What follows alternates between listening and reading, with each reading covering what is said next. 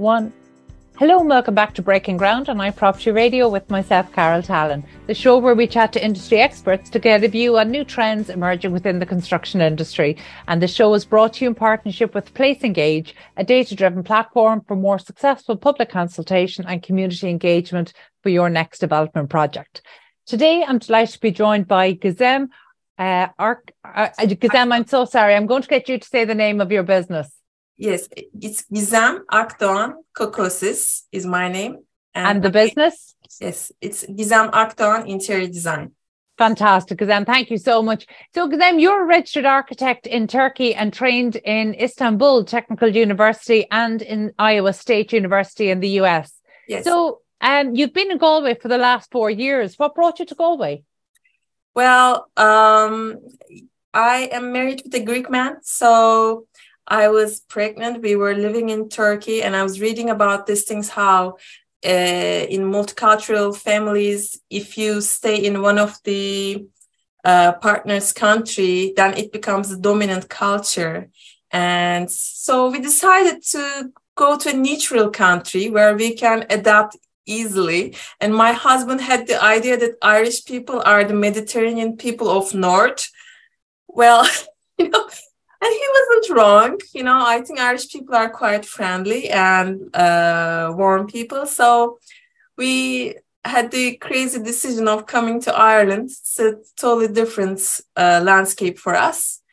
And so he's a mechanical engineer. He's working in Galway. So this Fantastic. is how we end up in Galway. Do you know, I love that. I love finding out why people go where they go. And I've lived in other countries around the world, and there's always different reasons, but I've never heard that as a reason. So that's fantastic to hear.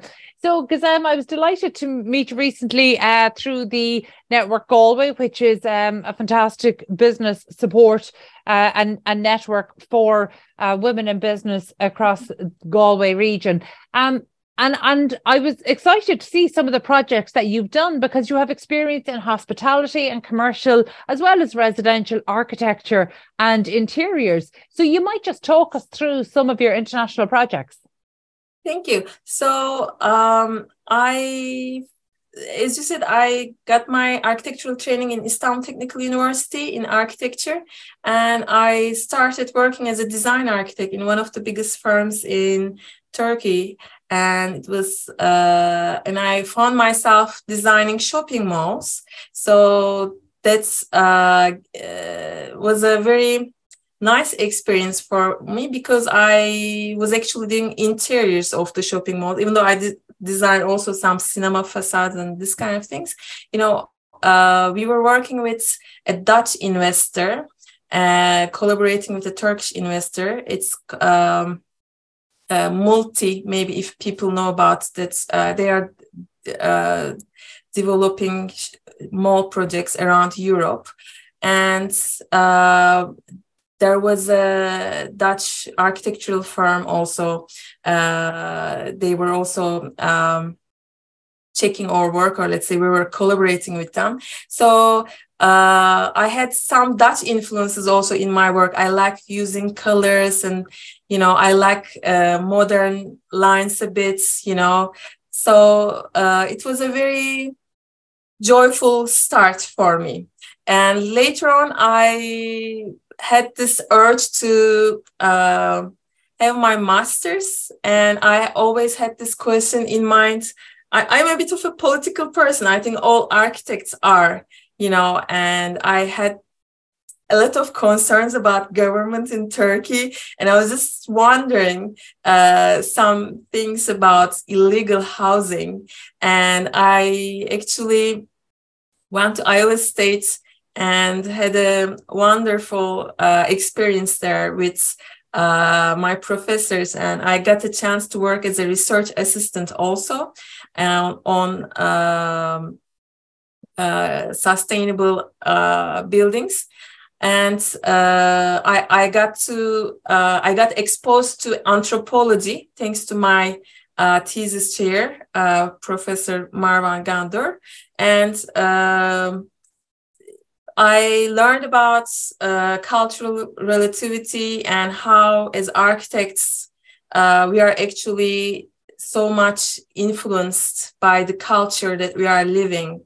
And this is something that many architects are actually aware but not aware, like it's good to put a name on it, like you design with what the society asks for you generally, but we also have this mission to open new horizons for the community, so it was a nice experience for me. And then I came back to Turkey, worked in various places. I worked in small firms, big firms. I even worked in a municipality. I was just like so interested in finding out the limits of my profession. And I slowly, I always did design work, and then I slowly channeled that thing to hospitality projects mainly. I worked as a spa design consultant. Some people get confused. They think that I worked in a spa like a masseuse or something. I'm like, no, I am the person that is guiding the interior designers, how to design a spa, or like I was designing some hotel spas myself. And then I was also I was the architect in charge in some of the constructions. One of them is Sheraton in a southern region of Turkey called Adana, which was a great experience for me because I got to make an indoor swimming pool, like 3,000 square meters of really fine details. I learned a lot from that project, and then it unlocked me more opportunities in hospitality projects. I also did some yacht clubs, spas, and other places in Turkey, and I got to be like one of the main designers for Peninsula Hotel in Istanbul, which recently opened in a very big regional project called Galata Port, which has been developed for more than 4 years, I could say. It's really a piece of work that's building itself, consists 4 old buildings that's transformed into one of the luxury hotel brands. Peninsula is owned by Hong Kong and Shanghai Hotel Group. And there's a certain group of people that know these hotels because they have this famous buildings in Hong Kong, in Shanghai, and Beverly Hills. And now they are expanding in Europe. They first opened Peninsula in Paris. Now Istanbul open, and soon enough, Peninsula London will open. And it's also a very interesting project for curious people, I'm telling. Very good. You would know you've had such a varied career, and I love that you bring it back to kind of that link with anthropology, because that doesn't surprise me at all. I believe architects, shelter is a fundamental human need. So of course it's going to reflect what you know, what and what you aspire to. So I think cultural relativity is probably the great way to term that. But when you're working across such a variety of projects, I would imagine there's a huge difference between, going into residential architecture as opposed to a cinema facade. So you as a designer, where are you most comfortable? Like, what's your ideal project? My ideal project is the project that I can understand and communicate clearly with my clients. As long as we understand each other, I feel like I can design anything because, as I told you, I really have a very broad experience, and I also did very humble projects too. When I start working on my own, I was with a contractor that was doing regional redevelopments in Turkey, where they were demolishing some old apartments. They were renewing them, making them slightly taller, but like they were giving people a better place to live. And so I'm also very happy to be part of the design process. And I think that my education and my career give me the tools to handle different things. And I'm telling you, I'm also like very interested in graphic design. I just love design so much. Fantastic. And what's your view of architecture in Ireland? And I know that's a very broad question, because it varies so much. But, what you've seen, and particularly you're based in Galway City, Galway has some of the oldest and most kind of iconic historical buildings. And my understanding is actually, I think Ireland, the Bank of Ireland is one of the oldest commercial buildings kind of as a bank that's still in use as a bank. It has been for many centuries. So there's some iconic buildings there, but most recently we have new buildings like Bonham Quay, which has absolutely transformed the docks there in Galway. So what's your opinion of Irish architecture that you've seen so far?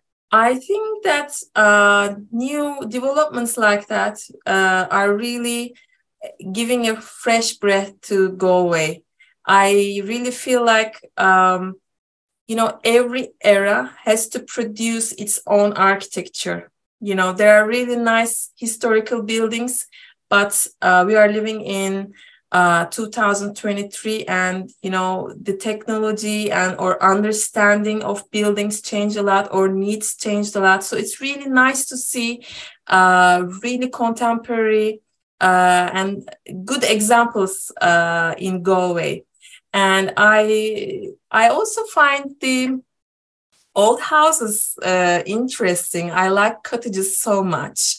I think they are more interesting than the estates developed by contractors. I don't want them to get me wrong, but they're like single units, and they're so personal. And it also tells a lot about life in Ireland maybe a century ago, and I think there's something so romantic about those historical cottages. And I think that there's a lot to improve in general sense. I think if more people become house owners, we will see a huge shift in the faces of the houses, because when you rent a house, the amount of care that you can give to a house is limited. But when you own the house, you take care of it in a better way. So I think the government is also trying to help people own houses. So it is a nice initiative. I know that it's a very touchy topic in Ireland. Yeah. I don't want to get people frustrated or something, but I also like that there are like new schemes now to revitalize town centers, and these are all very good steps. It could be discussed if it's well enough, but at least the intention is good, I think that's a really interesting observation that you make, and I've never thought about it before, but of course you're absolutely right. Because we've so many people renting who would love to own their own home, and it is so disheartening that they're paying so much more in rent than they would be to buy that exact home. It's such a point of frustration. Previously in Ireland, like up until the last 2 decades, people were renting while they saved to buy their own home.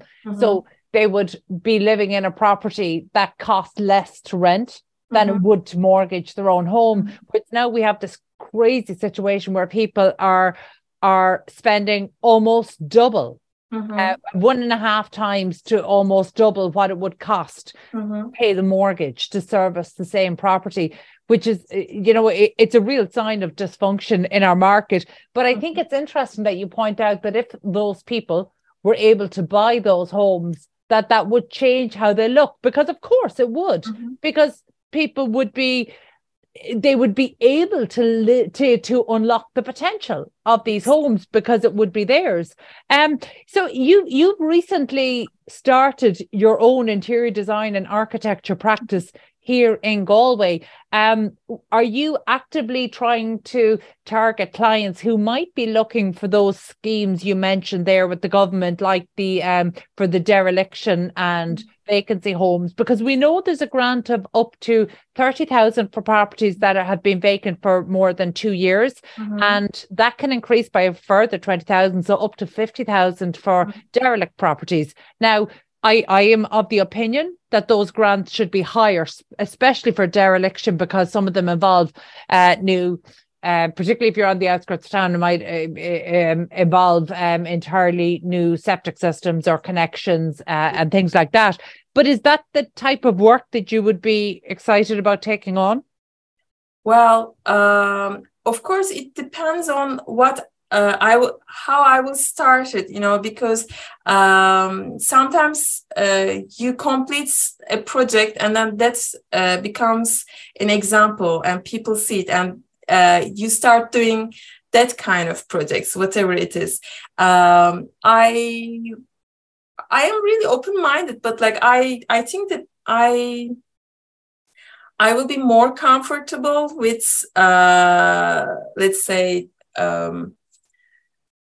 doing interior design for commercial buildings or hospitality buildings, or like residential buildings that don't require me to especially work with a surveyor or an engineer, but of course, if I need to work, I will just collaborate, because I think most of those vacant homes need a reconstruction of, they need some rebuilds, and of course, I understand what you're asking. My target is, like, I have a lot of experience in hospitality, in hotels and spas and like office buildings and or retails. I also did interiors. I like in residential interiors. So I don't know. I have to see the market really. I'm getting slowly familiar. And thank you for asking me this question. I have to think about it also. Well, no, I mean, look, when you're starting a business, it's exciting, and the opportunities. There's lots of potential. But again, as I mentioned at the start of the interview, you have so much training and you've such a wide variety of work in your portfolio that actually it allows you to pick a place where it might even be a case that you're most comfortable, but maybe that you feel that you can bring a passion to. So, for example, if you're taking on hospitality, it sounds like you've done some very high-end or luxurious work. Arguably, there is a market for new commercial developments, new hospitality developments in Galway that might be on the luxurious side, because actually a lot of the hotel development that's happening right now is in Dublin City. We're not seeing as much in our other regional cities. So have you a pipeline of work? Have you started talking to project owners about potential work? Well, I think that I haven't talked with anyone yet, but I think that I'm at the right place right now. By being part of Network Galway, I am slowly increasing my network, let's say improving my connections. I will think about this suggestion. But let me tell you this, there is something also nice about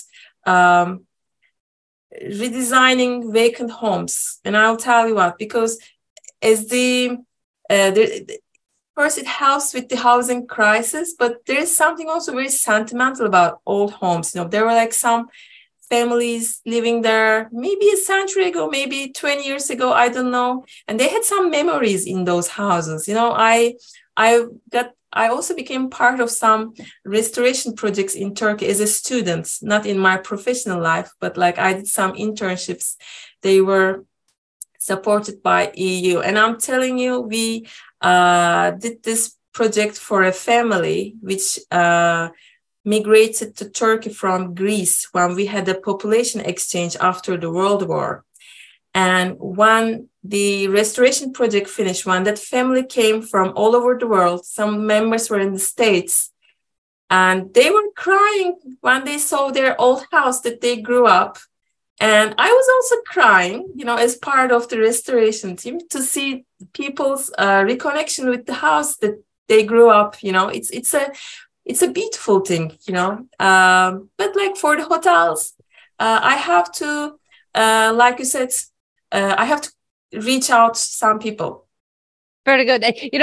When you talk about bringing old homes back into life, yes, there's a huge sentimental element to that. But actually, as our conversation is increasingly turning towards the national housing conversation and globally turning towards sustainability, then actually there's a huge sustainability benefit if you can make work a fabric that already exists. Definitely. I mean, have you started exploring some of the sustainability initiatives that are in use in Ireland? Because actually, there is certainly some criticisms that our targets for net zero are not ambitious enough. So I don't know how you feel about that. But have you been involved in any sustainability work? Here in Ireland, I just had my sustainability research in personal extent, and I used it for a little competition project that I joined, but I haven't got to meet with a client or something that required me to look into this. But like from my research, I know that there are a lot of funds out there to implement some design features that will increase the energy rating of the houses. And I think it's a great thing to have it out there. And I think like heat pumps or even solar panels, many people don't think that you can put solar panels in Ireland, but still they provide a valuable hot water for domestic use, and wind is also an incredible source, especially in Galway. We have so much wind. I think it is a waste not to use it.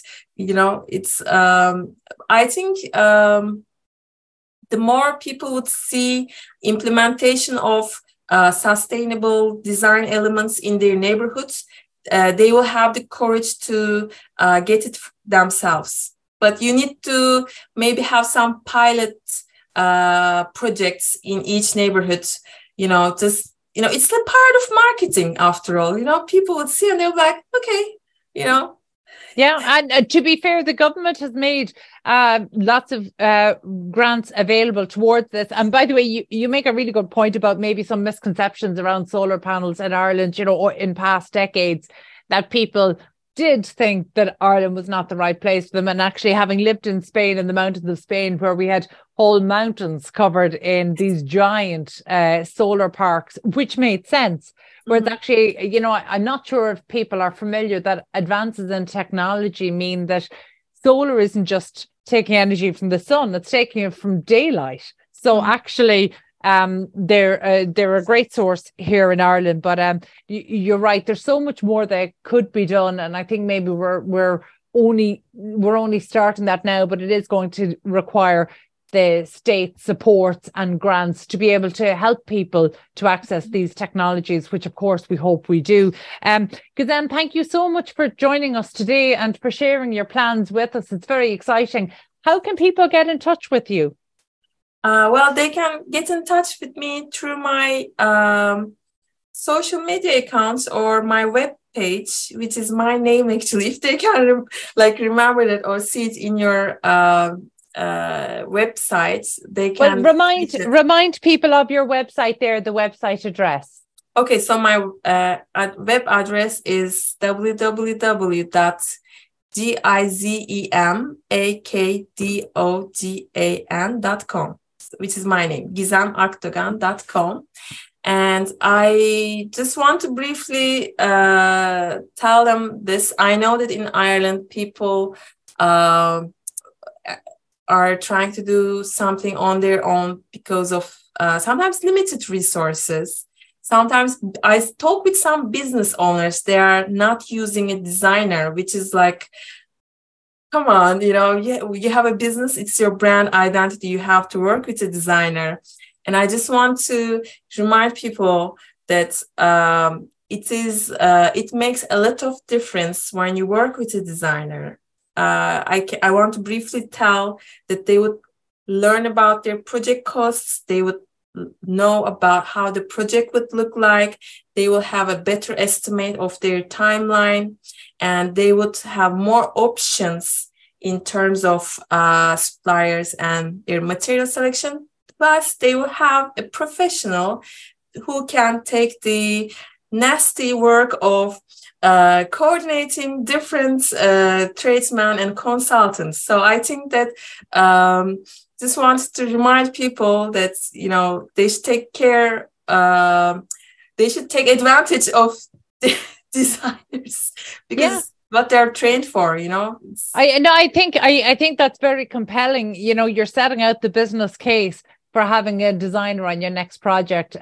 So absolutely. Thank you so much for doing that, because it was an absolute pleasure to chat to you today. And that's all we've time for today. So my thanks to the producer, Carol Tallon, and to the podcast production team at Hear Me Roar Media. If you enjoyed this episode, please be sure to subscribe to the podcast and check out all of our other real estate and construction shows on iPropertyRadio.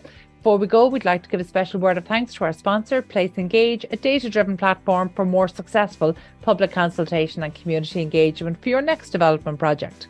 So thank you, Place Engage, for supporting our podcast and making these conversations happen. And thank you for tuning in. We'll catch you on the next episode of Breaking Ground on iProperty Radio.